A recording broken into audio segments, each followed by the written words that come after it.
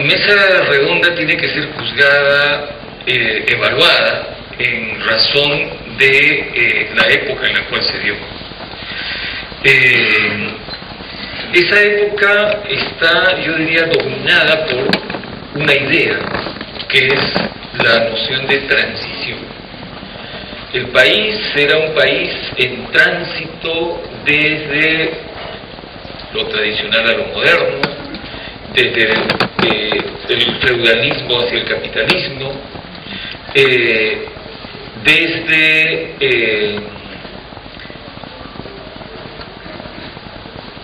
la tradición hacia algún tipo de modernidad, o desde una dominación oligárquica hacia una revolución socialista. Pero en cualquiera de estas lecturas se trataba de una visión en la cual predominaba la idea de precariedad y de que ese inestable equilibrio iba a ser roto en una dirección definida.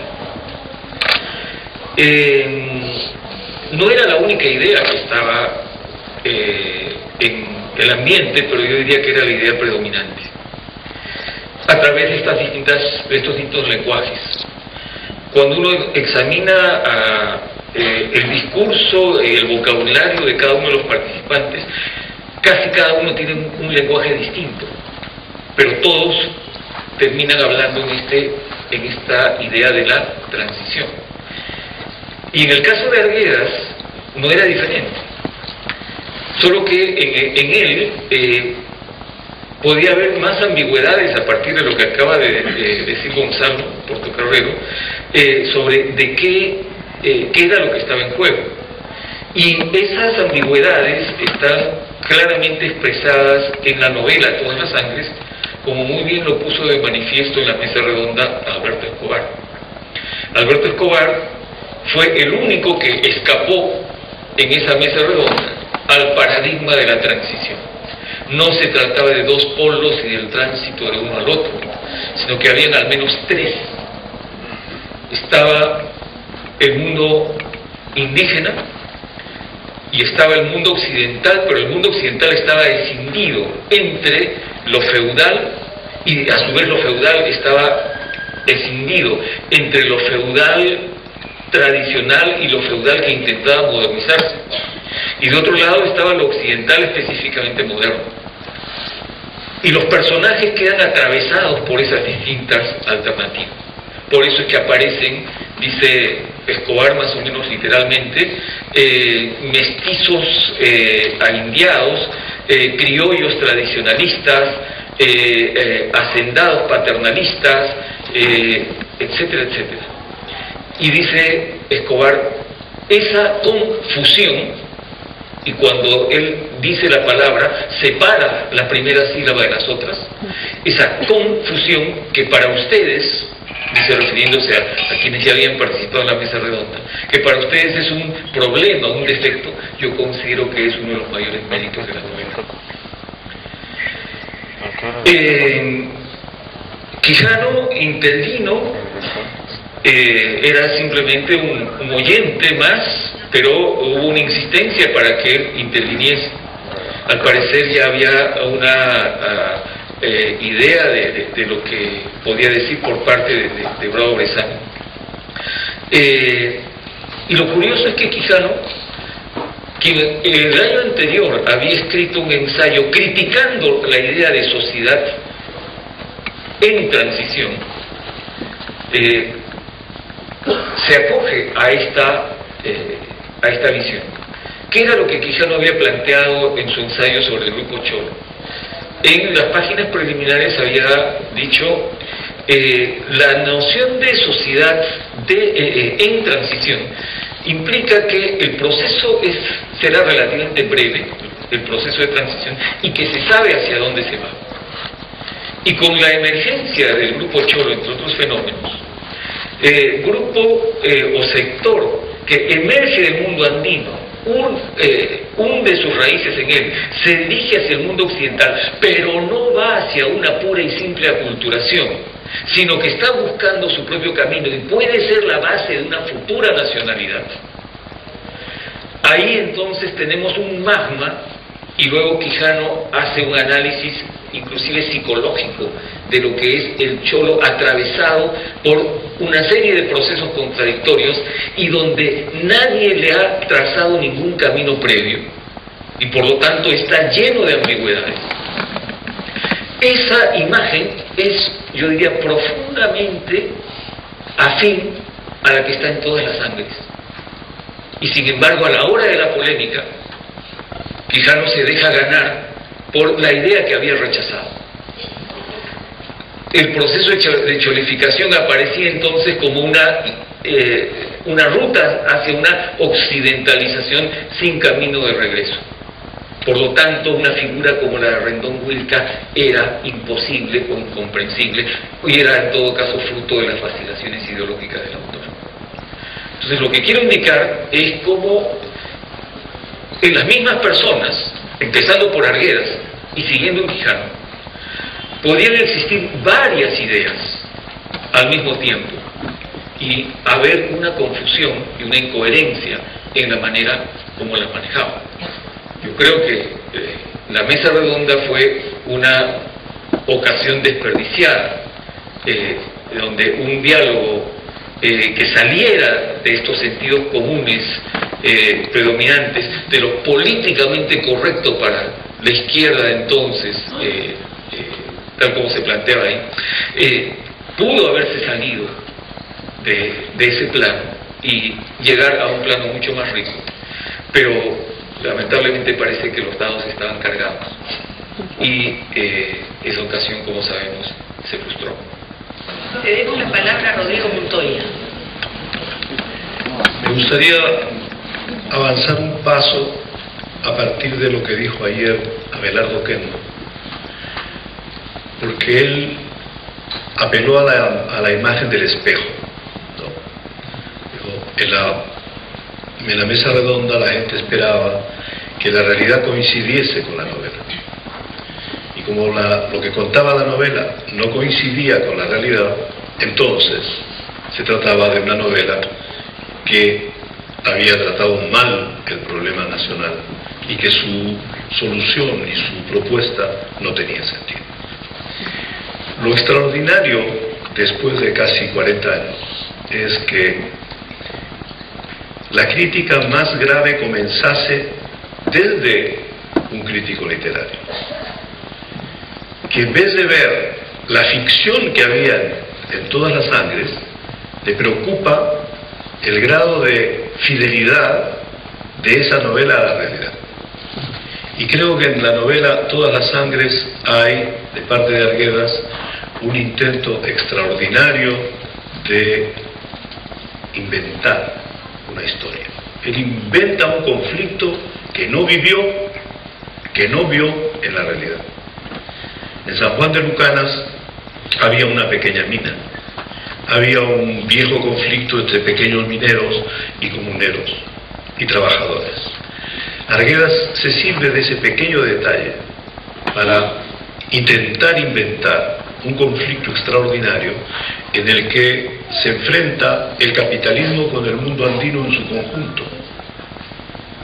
Y de ahí viene la noción de todas las sangres, una heterogeneidad completa, lo que acaba de señalar Guillermo Rocha.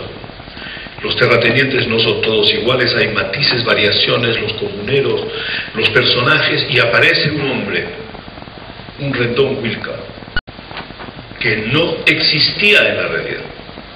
Arguedas inventó a Rendón Huilca con su corazoncito, lo que a él le hubiera gustado que ocurriese en el país. Esa es la lectura que yo hago de la novela. Arguedas dice, inventa un personaje. Antes de ayer en la Universidad Ricardo Palma se presentó una dramatización de la novela Todas las Sangres.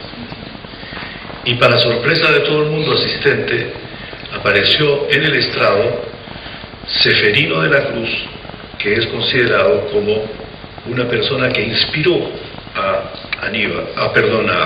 José María la novela Todas las Almas, el personaje de Demetrio Rendón Wilca. ¿Quién era él? Un minero, sindicalista, obrero.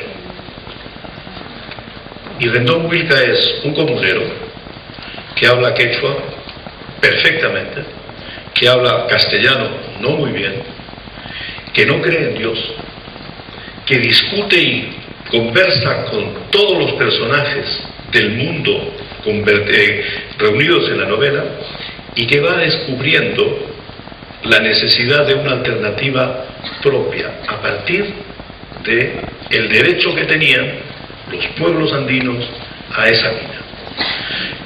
Tengo un texto pequeñito sobre las minas. Como diría Rendón Wilca, las minas apenas se descubren, dejan de pertenecer al país donde Dios las puso. Y no podemos saber bien a cuál país pertenece. Esto es 1962, 63, 64. Todo parecido con los conflictos mineros que hay ahora no es una coincidencia, para nada. Entonces Arguedas se inventa ese gran conflicto.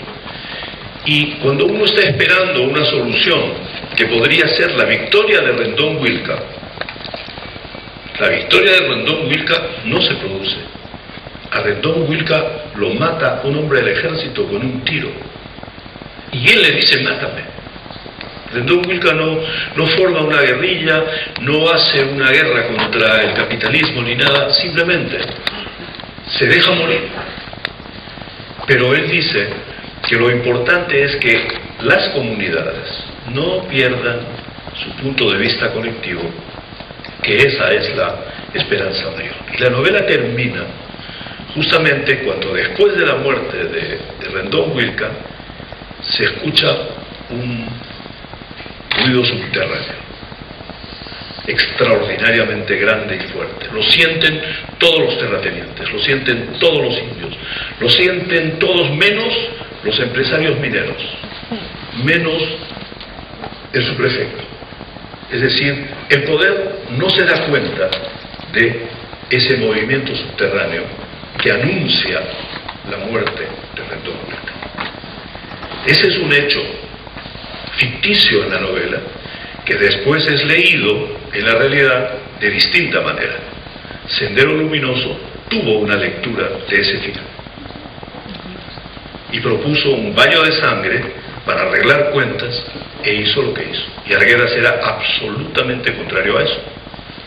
Y Rendón Wilca en ningún momento propone eso. Y Sendero Luminoso en ningún momento formó a nadie que se pareciese a Rendón Wilca.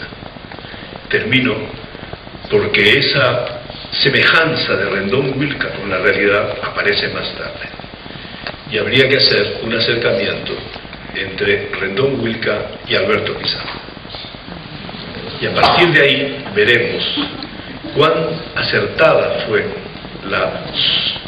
la intuición de Arguedas, y si este movimiento indígena que está empezando fuerte en el país y que tiene enorme fuerza en los países vecinos es capaz o no de ir más lejos. Escuchar ahora a Julio Cockler. Bueno, yo no estuve en la mesa redonda. Muchas veces me echan a mí en cara que... Bueno, estoy muy impresionado con las observaciones tanto de Guillermo como de Rodrigo, pero yo creo que hay que agregar algo a estas dos cosas, y hay que agregar algo a lo que se ha dicho. Se ha dicho el mundo andino y se ha estereotipado el mundo andino. El mundo andino es fraternidad, camaradería, alegría y trabajo. El mundo capitalista, el mundo moderno es la explotación, el absurdo es sentirse la hormiga y todo lo demás. Bueno, yo creo que es bastante estereotipado. Yo creo que mucho de la mesa verde, de la mesa redonda del 64, tuvo que ver con la transición, pero en la que se veían los dos mundos absolutamente estereotipados. Cuando Arguedas propone revitalizar la tradición comunitaria a la que Edmundo Murrugarra es tan fiero, yo lo contradigo con lo que él dice sobre Huancayo. ¿Qué es lo que dice ese de Huancayo? El hombre independiente, autónomo, fuerte, que él establece relaciones comunitarias ahí donde le interesa y donde quiere. Él es el que baila cuando quiere, él es el que bebe cuando quiere. No es una adscripción comunitaria, porque ahí no hay individuos. La modernidad significa individuos. Y es Huancayo, es la imagen que tiene de Huancayo. Curiosamente, el ingeniero de la mina es un personaje totalmente acartonado, porque Arguedas no puede penetrar ese mundo. En cambio, Bruno es un personaje de Dostoyevsky, que es de una riqueza impresionante. Ese es su mundo, pero él no puede llegar al otro. Busca establecer esos puentes, pero para eso hace dos cosas. Uno, es el puente, es el portavoz ante la élite cultural limeña. Sus mejores amigos en Lima, que seguramente eran muchos de San Juan de Lucanas, pero los otros son los intelectuales más destacados de la ciudad de Lima.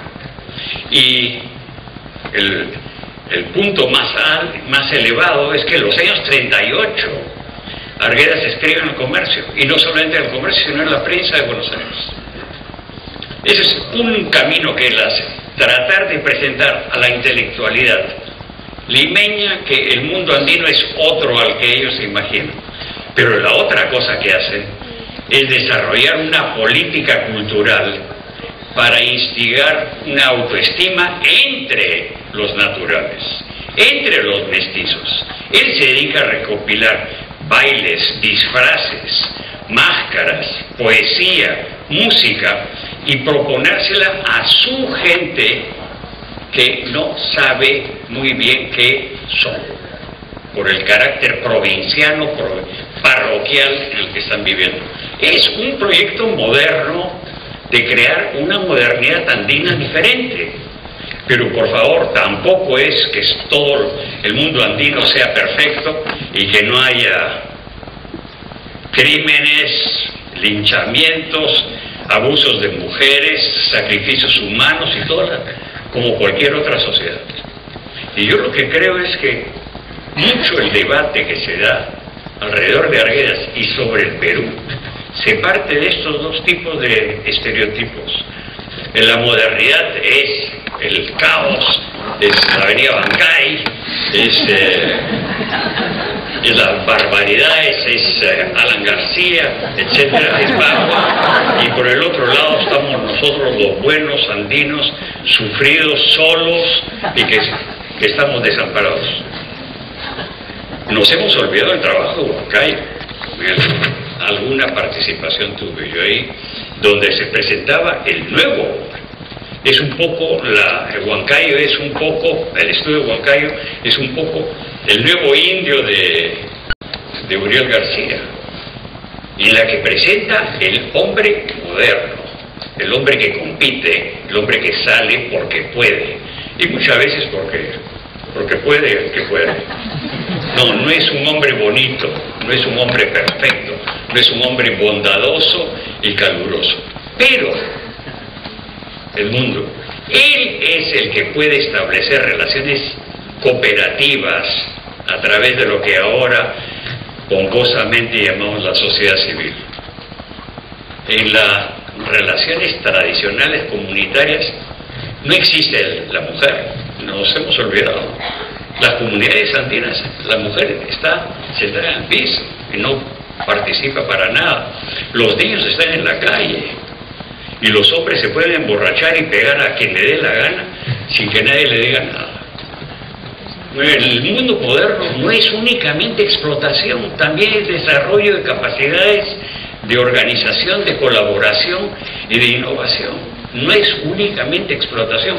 Que hay explotación, ¿quién lo pone en duda? Pero hay capitalismos y capitalismos, como el mundo andino es muy heterogéneo. Gracias, Julio. Gonzalo, ¿podríamos escuchar tus palabras? Bueno, creo que desde la época en que hubo la mesa redonda sobre todas las sangres, ha habido mucho avance en la conceptualización en términos de cuál es la relación entre la realidad y el pensamiento, la realidad y la ficción, ¿no? Antes se pensaba pues en términos de infraestructura, superestructura, ¿no? Una realidad objetiva dada y un pensamiento que pretendía reflejar esa realidad que está, digamos, movida por leyes que podían conocerse. Ahora este tipo de aproximación ha perdido totalmente vigencia y lo que predomina es la idea de que la realidad misma es una construcción social, ¿no? Por lo tanto, el pensamiento, el lenguaje son factores que modelan la realidad y no son simplemente hechos que pretendan reflejarla, ¿no? Esto nos hace pensar entonces que el mito no es pues una superestructura, el mito es un elemento fundacional, es lo que da sentido a la existencia, lo que pone metas a la acción humana y por lo tanto esta oposición se ha deconstruido, ¿no? Y ahora se reconoce que hay mucho más ficción en la historia pretendidamente objetiva y hay mucho más realidad en la ficción que es puramente ilusoria, que las dos cosas están muy entreveradas, ¿no? El caso de la novela Todas las Sangres es una novela que pretende representar la descomposición del gamonalismo, ¿no? Es la época final del gamonalismo, cuando queda claro de que no hay un camino futuro, que el avance de las carreteras, de las escuelas, de las ideas políticas, que las migraciones, todo esto ha hecho que la posibilidad de gamonal de fijar al campesino en la tierra, impedir la castellanización y pagar una miseria ya no es viable, ¿no? Ahora estamos en otro tiempo, pero ¿cuál es ese otro tiempo? Es algo que Arguedas no deja totalmente prescrito, es una novela de final abierto, como ha señalado también Rodrigo, es decir, es una novela donde aparecen múltiples caminos para el futuro del Perú. Aparece el camino que sería el representado por Confermín, que sería una suerte de burguesía nacional, ¿no? Un gamonal que se transforma en empresario y que pretende, digamos, pues controlar el capital extranjero, a tener algún tipo de, digamos, de preferencia para los hijos del país, como se decía antes, ¿no? Pero también aparecen otros caminos, ¿no? Como el camino de la cholificación, la transformación del migrante en el nuevo contexto urbano, a veces también su permanencia en redes con los pueblos de origen a través de los estudios provinciales. Y creo que, como dice Rodrigo, dentro de este panorama, ¿no?, tan amplio, tan indeterminado, ¿no?, donde está todo lleno de posibilidades, Arguedas inventa un personaje que es Rondón Wilca, ¿no?, que es el personaje con el cual él simpatiza, ¿no?, el personaje que él quiere que exista, el personaje que él quiere traer a la vida, ¿no? Quiere que alguien recoja, que alguien se identifique con ese personaje. Como de alguna manera Arguedas se identificó con un personaje que planteó José Carlos Mariátegui. Esto ha sido planteado por Carmen María. Dice Carmen María de que Arguedas se reconoció a sí mismo en la obra de Mariátegui, porque Mariátegui hablaba de la necesidad de alguien que diera cuenta del mundo andino desde dentro. Y es en función de esta interpelación que Arguedas dice: eso soy yo.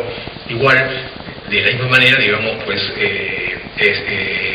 Arguedas deja esta interpelación abierta en su obra, ¿no? La posibilidad de un hombre, Rondón Wilca, que es de origen campesino, que habla quechua, que conoce la ciudad, pero no ha quedado fascinado o seducido por la ciudad, sino que regresa al campo para organizar un frente antigamonal lo más amplio posible, ¿no? Él representa el nuevo estado de conciencia del campesinado, digamos, ¿no?, que se revela ante la servidumbre y que trata de pensar en este cambio dentro de la continuidad, ¿no? Con la permanencia de los valores andinos, ¿no? Esta es la propuesta que creo que en ese momento no estaba todavía en la realidad, ¿no? No había nadie que la defendiera, ¿no? Pero una propuesta visionaria, una propuesta de cara al futuro, ¿no? En ese sentido, pues es pertinente creo, ¿no? la idea de Rodrigo de que habrían ya personas que comienzan a figurarse como Antonio Wilca de este momento. Cedemos la palabra a Edmundo Murugar. Quisiera proponer algo que es una continuación de lo que ha dicho Julio Kotler, a muchas de las cosas que tenía ganas de decir su individuo, tenía ganas también de decir. Y bien, es simplemente no dejarnos encerrar por esa dicotomía modernidad-tradición, modernidad-arcaísmo. Para lo cual les propongo muy rápidamente un juego crítico, haciéndonos unas preguntas. Lo arcaico, andino, ¿es solo poético? ¿Cosmovisión? ¿Solamente eso? ¿Poesía? ¿Es eso? ¿No hay quipus? ¿No hay andenes? ¿No hubo una ciencia inca? Hemos hecho hace poco un congreso sobre astronomía y arqueología. ¿No reencontró siglos después John Murray que hay una organización racional del espacio, su principio de reciprocidad y complementación? ¿No tiene uno la lógica? ¿No hay ahí una lógica encerrada? ¿No enseñó Levi-Strauss que los pueblos llamados primitivos, si ellos no lo eran, sabían pensar, clasificar y ordenarse? Que había un logos y hay otros logos. Y me he esforzado en la primera parte diciéndoles: la civilización europea reconoce la existencia de otros saberes en otras sociedades, tan válidos como la filosofía. ¿Y la modernidad? ¿Es solo irracionalidad? ¿Solamente sequedad, estrechez? ¿Europa no ha creado el romanticismo, las utopías revolucionarias, Marx, el surrealismo, el arte, la poesía? ¿Todo es frío y calculador? Y después, si nosotros nos ponemos a pensar, ¿es Arguedas solo lo poético? Hay un antropólogo. Yo quiero felicitar, señor director, a través suyo, al ministro de Cultura, que va a reunir las obras antropológicas y científicas de José María Arguedas.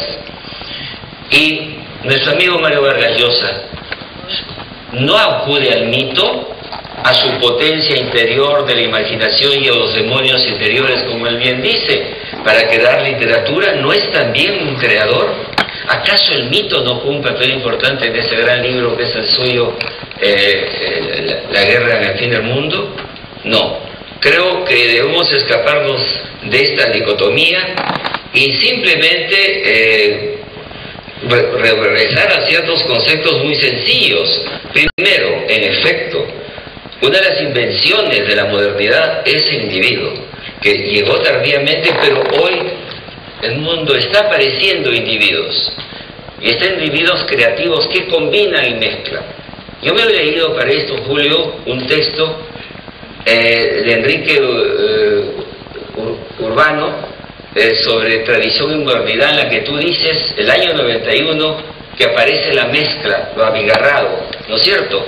Pues en este escenario, donde tú has sido invitado, y tú también, ¿no es cierto?, ha habido debates durante 2 años de gentes que ya encarnan la transformación y la mutación de la tradición y la modernidad en sus obras. No ha habido un Rendón Wilca, pero ha aparecido una Nina Pauca, de los Chapis, creativos y empresarios, combinatorios, mezclados. A mí lo que me preocupa del problema de Arguedas y lo que pasó es que si él hubiera sido mexicano, donde soportan más estas ambivalencias culturales que son de la realidad, o hindú, no habría sido tan acosado. Y entonces, ¿acaso hay un fondo terriblemente todavía ortodoxo en la que la realidad que nunca es exactamente lo mismo. Polisemia, tú tienes la culpa del concepto. La polisemia de la realidad múltiple, ¿no es cierto?, hace que no se sientan muchos cómodos con alguien que es a la vez poeta, escritor, novelista, etc. Entonces, ¿qué tenemos que cambiar? Tenemos que cambiar nuestras actitudes y dejar de temer la modernidad, porque ya nos habita, dejar de temer la ciencia y la tecnología. Los hindús, los musulmanes, los asiáticos han entrado al conocimiento científico y no han perdido su identidad, ni sus costumbres, ni sus culturas. Los mejores matemáticos del mundo tienen turbante. ¿Creen ustedes que no se puede ser matemático y musulmán? ¿Que no se puede ser japonés, profundamente cultural y científico? ¿Por qué nos encerramos? Hay que conseguir matices. Los matices que tal vez faltaron en esa mesa redonda, como lo has dicho también, para que esta tampoco no sea otra ocasión perdida. Muchas gracias.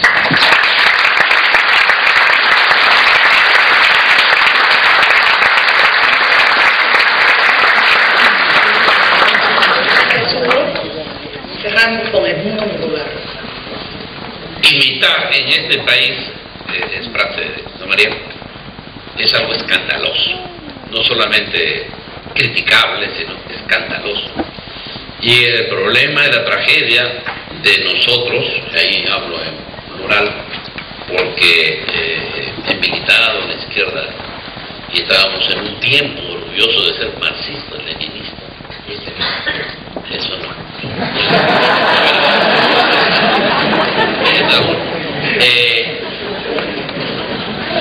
Ahí está el problema.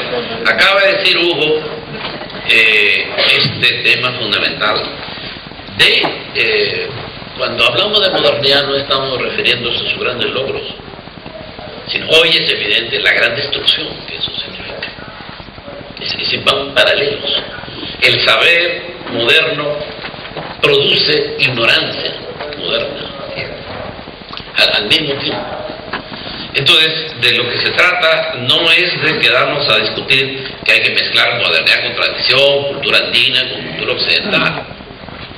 Martí, ¿cuál es el tronco y cuál es el injerto? Eso es José Martí.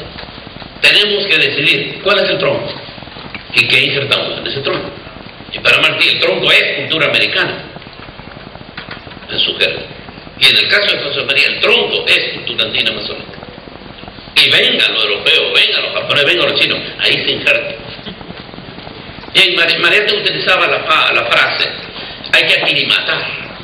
No está aclimatado esto. Esto va a rebotar, esto no pega aquí. Esta plantita se muere. Y tenemos una democracia y sus instituciones, y en el caso de nosotros, tenemos una escuelita muy bonita. ¿Qué esperamos los estudiantes? Que toque la hora de recreo, o que toque la hora de salida, y salga el gozo, el polvoro, la alegría. Es un tormento. Es una institución que no... ¿Y qué ha producido eso? La escuela, ese tipo de escuelas de Europa produjo, pues, esos niveles de filosofía, de ciencia y tecnología. Acá no te produce esa escuelita. Es una escuela artística o palúdica, diría también María, moribunda, que está por ahí muriendo. Entonces, ¿qué cosa tomamos de la modernidad y qué no está en discusión ahí si los indígenas se beben pues la sangre en el cráneo del vencido, también eso está en la historia.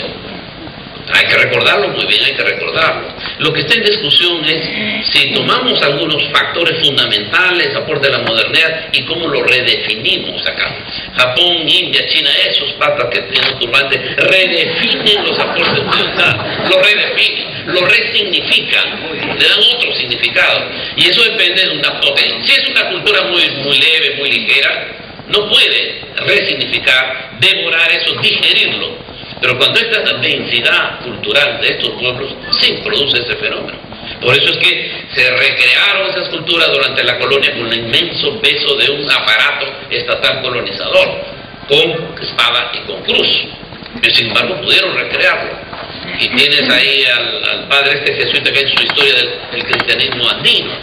es otro, es un cristianismo especial, que no es el catolicismo del Vaticano, es otra cosa. Y para hablar con Julio, el tema fundamental, nadie está, ni Arguedas, has leído tú mismo la descripción de Puquio, cómo ves esas transformaciones, y en una buena hora saber que tú ayudaste a ese trabajo de Valle del Mantaro, la comunidad del Mantaro, pero el resultado ahorita, las Naciones Unidas o la UNESCO declara a la Guaconada patrimonio universal. Ya, ¿y por qué existe la Guaconada? Hay una estructura comunal sobreviviente con empresarios adentro.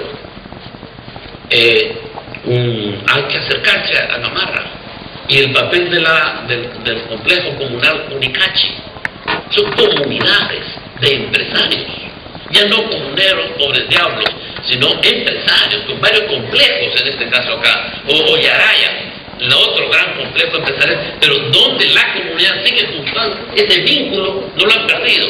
Y Máximo San Román, cuando era vicepresidente, ¿a dónde se va Cholo? Es que tengo que inaugurar el 7º piso de un edificio de la comunidad tal de los puneños. Y es una comunidad, han utilizado los mismos empresarios el vínculo comunal para facilitar o a bajar el costo de sus obras. Eso está funcionando bajo otra modalidad. Por eso que los índices del Banco Mundial, el Perú aparece en la parte de los caballos en cuanto a per cápita, esas cosas. Pero índice de asociatividad, estamos en el 7º, 8º pueblo. Opuesto.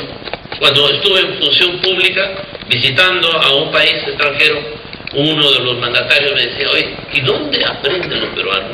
¿Dónde diablo aprenden? A hacer asambleas, a tomar actas, a dar la palabra. ¿Dónde? Porque aquí tengo 30 y tantos peruanos y los 90% saben hacer esas cosas.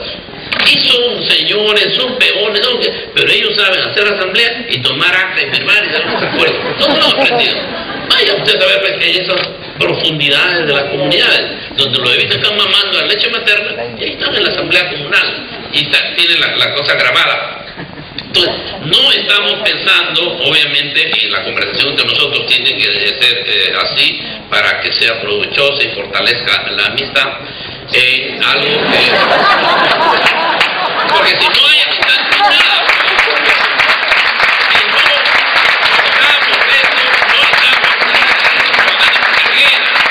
Aquí finalmente lo que faltaría es la guitarra. Miren la mano de José María encima del mate. Miren, él tenía los dedos malogrados. Tenía los problemas de los dedos. Miren el mate. Él no puede estirar esos dedos. Entonces tenía dificultades para rasgar la guitarra. Solamente algunos acordes sacaba y cantaba. Pero no faltaba la guitarra. Y si esta conversación lo hubiésemos hecho más fructífera con agua ardiente y con guitarra. La próxima entonces, continuando Arguedas y pensando en Arguedas, que esto se repita, pero decía yo que hay matrices, yo le llamo matrices o patrones culturales básicos que deben ser recuperados. Hay otros que no beberíamos en el cráneo del vencido, obviamente, pero sí, los que he señalado son vínculos fundamentales, no solo que planteamos que se recuperen, no soy nadie para decirlo, lo están planteando la inteligencia mundial. Por algo viene Edgar Moral acá, al Perú, viene a los Andes, y si otra gente viene a decir, bueno, aquí hay algo que aprender de estas culturas antiguas, y declaran solamente que tenemos acá la cortedad de vista, la maravilla Machu Picchu, 100 años de Machu Picchu. No quiere decir quién construyó Machu Picchu, qué cultura, qué saberes, cómo es que esa gigantesca dimensión pudo ser hecha sin religiosidad, sin canto, sin danza, sin gozo, sin alegría, sin enamoramiento y todo lo demás. Eso es la cultura y eso tiene que ser recuperado. Y naturalmente ahí insertemos los aportes de la modernidad. José María escribió en español, pero a ese español tenía que darle vuelta para que hable y diga algo al mundo de lo que se pasaba, lo que sentían los seres, imaginaban los seres humanos acá, y yo creo que ha señalado el camino.